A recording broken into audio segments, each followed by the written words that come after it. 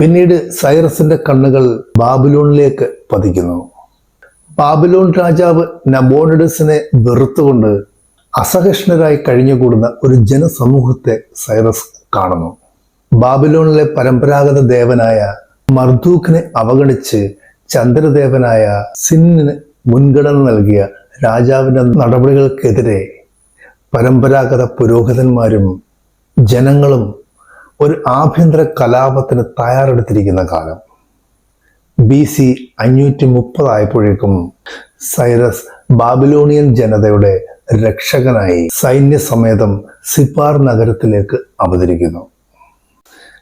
വളരെ അനായാസമായി പരാജയമേറ്റുവാങ്ങിയ നബോണിഡസ് രാജാവ് നഗരം വിട്ട് പലായനം ചെയ്തു.